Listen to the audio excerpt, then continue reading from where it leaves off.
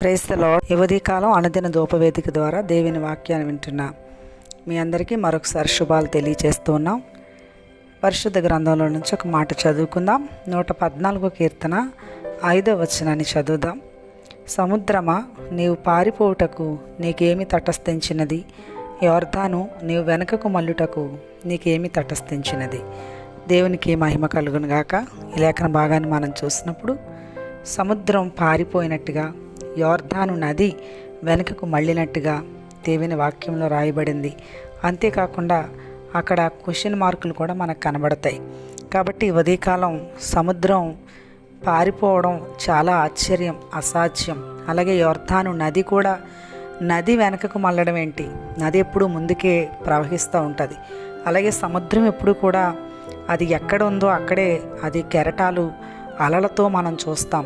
అది ఎప్పుడు కూడా పారిపోయేటువంటి పరిస్థితులు ఎక్కడా మనకి కనబడవు. కానీ పరిశుద్ధ గ్రంథంలో మనం చూస్తే ఇశ్రాయేలు ప్రజల కొరకు దేవుడు సముద్రాన్ని 2 పాయలు చేశాడు.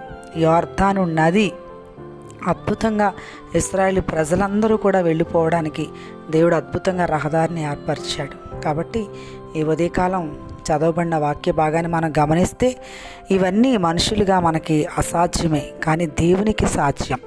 కాబట్టి ఈ మాటలు వెంటనే మీ జీవితాల్లో ఒకవేళ సముద్రం ఇంకా అది కదలదు, అది నిత్యము కూడా కెరటాలు వేస్తూ ఉంటుంది, అలలు ఘోషిస్తూ ఉంటాయి.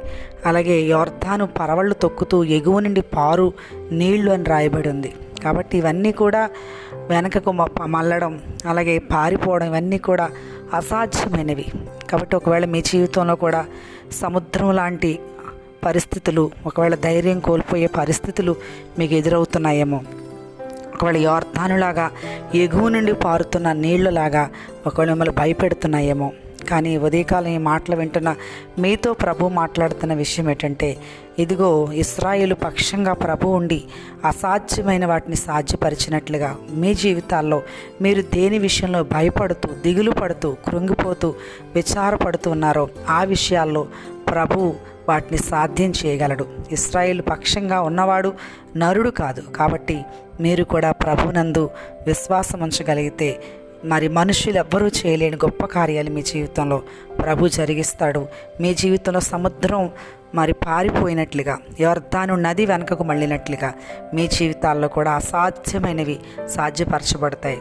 అట్టి కృప మీ ప్రతి పరిస్థితిలో ప్రభు అనుగ్రహించునుగాక. దేవునికి మహిమ కలుగునుగాక. ఆమేన్.